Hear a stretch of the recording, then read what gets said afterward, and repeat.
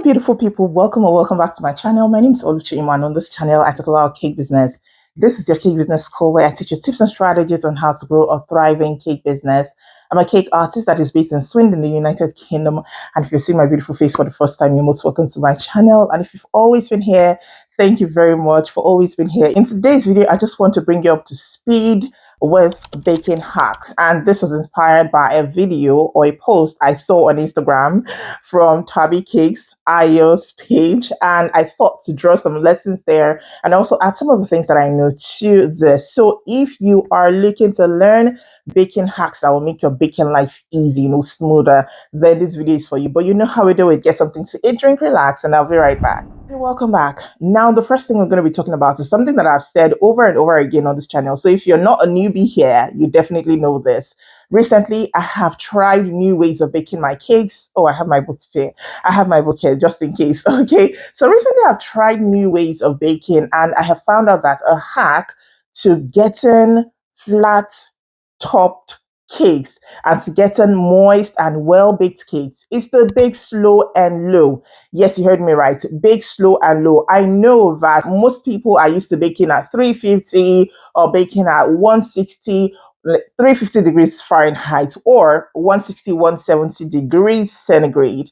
But if you bake lower than that, not that these temperatures are bad, but if you bake lower than that, it's going to take more time, but you're going to come out with flat chopped cakes and you're going to get moist, well-baked cakes all through. So try this out and you will testify. Of course, you can see the cakes on the screen. I bet you want cakes like that, right? Then try out what I just said and you'll see the results. The second thing is, if you want smooth and silky ganache like you see on IG or the streets of IG, then you want to get yourself an immersion blender, and that is what you need. Yes, I know. First, I was trying I was doing my ganache straight up. I would do it straight up. And then I just figured one day, I didn't see this anywhere, but I thought, I could do better by whipping this up with my hand mixer. I could do better by mixing this. I could do better by whipping this up with my hand mixer. And I tried that. Not only did it make my ganache whiter, it took it from cream, pale yellow to a white kind of like off-white, white kind of color. But if you want the best, like white looking and also silky, then you want to invest in an immersion blender and professionally, nicely use it to whip up your ganache. It's going to be smooth and silky, I tell you. Now, the third hack is this. You want your fondant to be hard. Like you want to mold some sugar crafted items. You want to make some sugar rainbows or figurines or things, maybe flowers that you stick on your cakes or use to decorate your cakes. And you don't have melted chocolate or you don't have sugar paste. I have a video on how to do that on my channel. If you're not able to do that, you just have fondant and you don't need something big, you don't need it too much, then make your fondant and add just a sprinkle of CMC to it. It's going to make your fondant hard and you're good to go. The B part of this is you can make your fondant just as it is, pop it in the oven for like 5 to 10 minutes. Some people do it for longer. It depends on what works for you and the strength of your oven. But if you do that, it's going to get hard fast before you know it, and you can go ahead to use this item. So right, before is this, you're looking to get smooth SMBC for your cakes, then use castor sugar. This is a game changer. The moment I understood and when I got here, I wasn't even using castor sugar. When I relocated, I wasn't even using castor sugar. But when I relocated, I tried using, there was a cake I baked and I saw bumps of sugar in it. Maybe I didn't melt the sugar well enough, I think. But the moment I started using the fine, smooth castor sugar, everything changed. And now I do not have issues of having dots or bumps or grainy buttercream or grainy SMBC. So try using castor sugar. Do the bain-marie method or the double boiler method. Or people have other shortcuts or other things they do. People have other hacks they do, but this is what I do. Use castor sugar and use the pasteurized egg whites and everything will come out smooth. Now going to number 5, from that point, I would let you know that if you're using pasteurized egg whites, if you want to get your SMBC silky and smooth, what you need to do is this.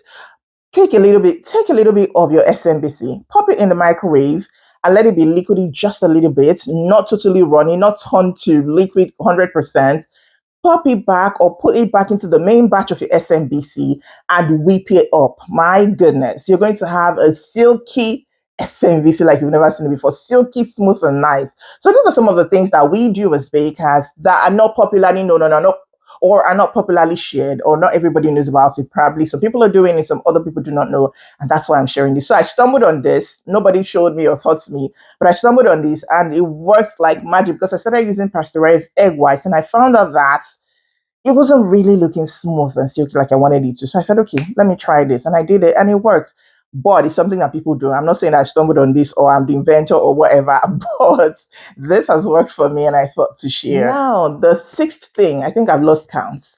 The sixth thing is this. If you want to get flat edges for your buttercream, you would need to decorate your cakes on a parchment paper upside down. So you have your cakes. Please bear with me. I know people will say, you should show us what we need so we can understand better. Please, I'm not actively baking at the moment. I don't have any cake to work with, okay? But just listen to me and try it out. You will get it. So what you want to do is to get your cakes, bake it, layer it. When you've layered it, put a parchment paper on your cake board and then flip your cake upside down. So the part that you want to be the top, you will flip it upside down and go ahead to decorate your cake. Of course, you put buttercream. So when you put buttercream on the top layer, place the parchment paper on top of it.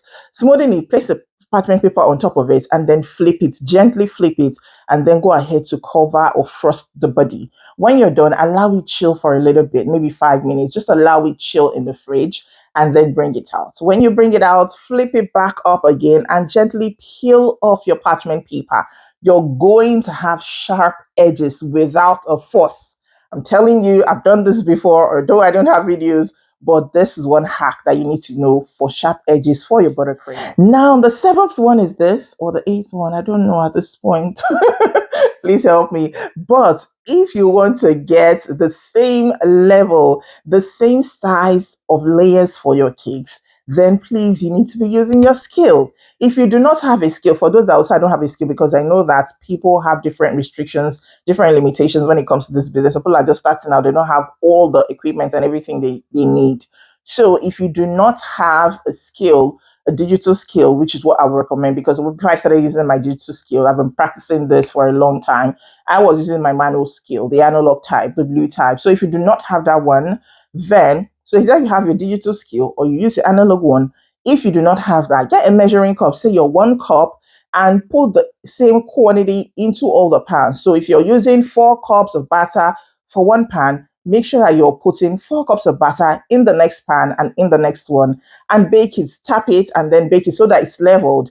Bake it, and when it comes out, you're going to see that it's going to be level. So don't just eyeball it or do it the way you think you want. If you want that uniformity, that nice look, not one high, one low, and all the disorganization in between or inside of your cake layers, then please, you need to scale it. Now, the next point is this. If you want deep colors, we've talked about this before, and I've shared a video on this. Most of these is I have whole in-depth videos on them, so please do well to check them out. If you want deep colors, what you want to do is to let your buttercream sit. Let your fondant sit, like make it today, leave it for 24 hours, leave it for 48 hours, it will get deeper. Or put a little batch in your microwave. I think they call it blooming. Yes, the blooming method. And then you put it into the main batch and beat it all up together. That way you don't have to use too much buttercream. That way you don't have to use too much color when you are tinting your buttercream or your fondant. Okay? Now, this point is very important. If you want to get a moist case, I've made a video on freezing case. I've done all of that. But this one is this, especially if you do not have a fridge or you don't have a freezer. If you want moist case, when it comes out of the oven, cover it with a cake board. When it comes out of the oven, immediately it comes out, right there and then in the cake pan. Do not turn it out. Leave it right there and cover it with a cake board. If you choose to turn it out, it's all well and good. You can turn it out and then use the cake pan or the cake tin to cover it. That way you're able to trap the moisture and you come up with an amazingly moist cakes. I've done this before. These are not things that I've gotten from the air or plucked from anywhere, but these are hacks that are guaranteed to help you with your baking. I believe I've shared up to 10. Now, if you've watched up till this point, you're the real MVP. Thank you so much for watching. If you have other hacks, please do not hesitate to drop them in the comments. I would love to learn. We would all love to learn. Thank you so much for being an amazing part of this community. As always, if you're yet to hit the like button, please hit the like button. It's free now. Hit the like button. If you want to say thank you in cash, please use the super thanks button. And also, if you want to become a part of the family, subscribe to my channel. If you have questions, drop them down down below. Until I see my next video, stay happy, stay safe, and stay blessed.